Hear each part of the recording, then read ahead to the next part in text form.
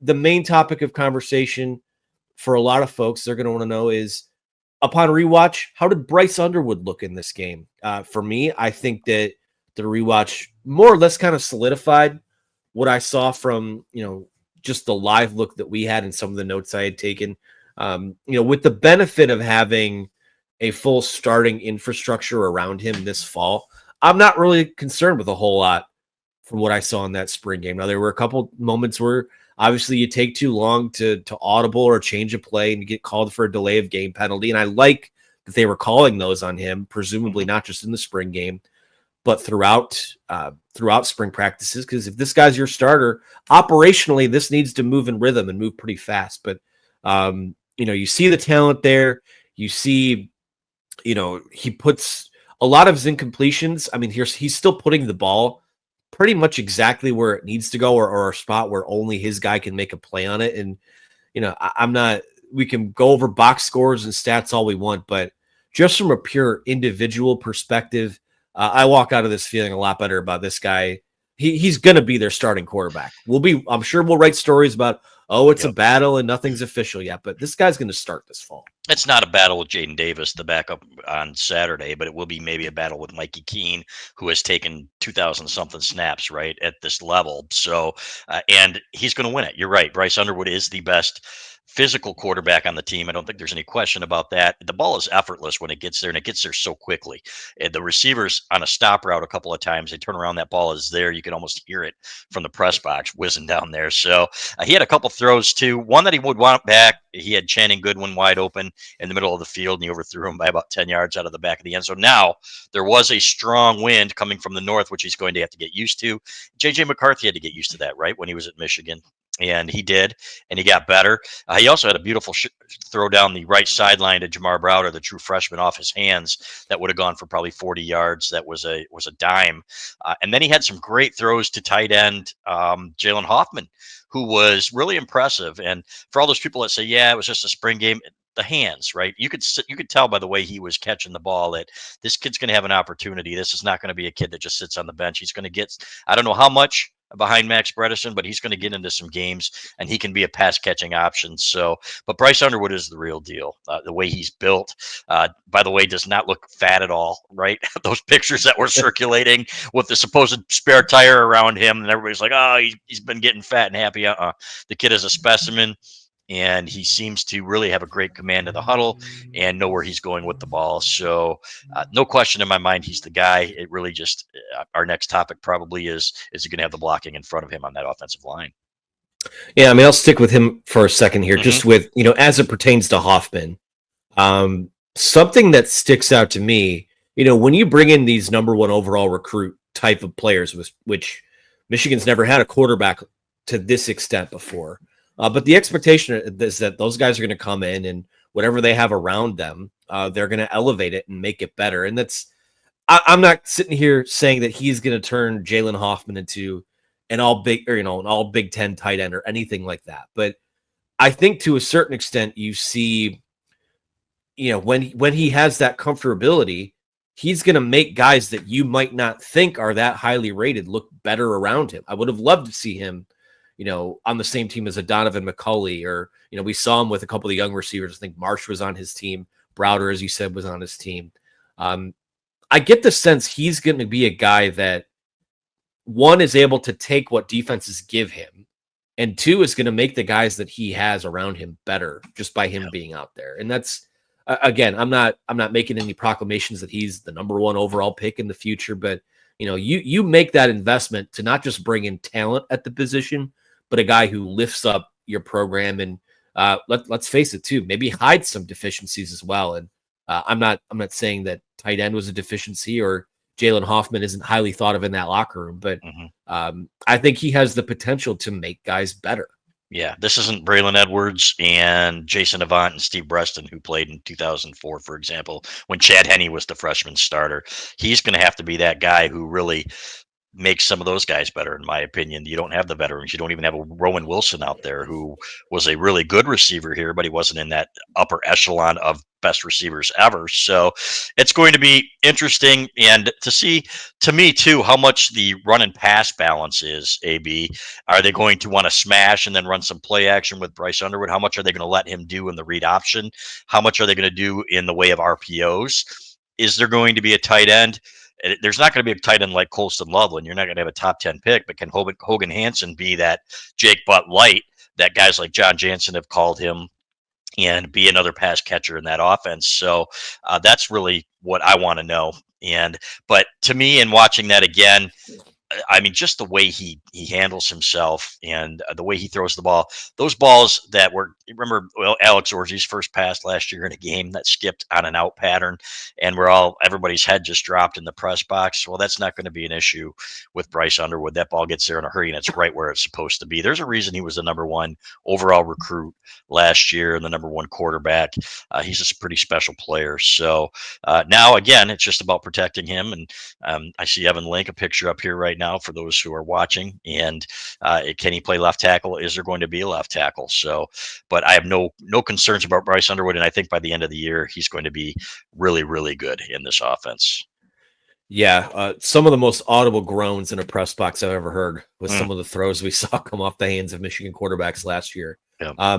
You brought up Orji for a second, and I just in a split second kind of thought, like, imagine some of the stuff that and there's never going to be a game where Bryce Underwood only throws 4 times in a game. Like, I just don't think that's ever going to happen. No. But when you think about some of the things that they called for Alex Orji last year, where the entire box is stacked, and you can use this guy as a bit of an asset in the run game, which we didn't see a lot of that in the spring game because they weren't live. But I think they have the ability to kind of run stuff looks like that back, where he is an option in the quarterback run game. And then when teams crash down to defend it, you have a guy who's capable of hitting those passes now. Right. So yeah, that's something that interests me. I'd be excited to see how that comes along. But we'll move to the offensive line now. And talking about things that the rewatch hammered home for me, Sharon Moore said that they think they have 3 starters in Gio El-Hadi and probably Greg Crippen at center.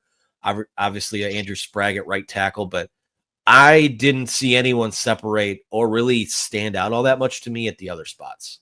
No, and I think that people who were watching it and saying they were pleasantly surprised, are kind of seeing what they want to see. If a guy wins his rep against a defensive end like TJ Guy a couple of times, like Evan Link did, for example, well, that's what's supposed to happen, right? You're supposed to. And Evan Link, it's not just about one scrimmage in which you see a guy for 5 or 10 snaps. It is about the entire spring ball, and things that we've heard in spring are these guys need a lot of work. People that have seen them every day, these guys need a lot of work. And I thought it was interesting, and I wrote this today, was the first guy that both Chip Lindsey in the on-field interview and Sharon Moore said after the spring game. The first guy they mentioned about left tackle was Andrew Babalola.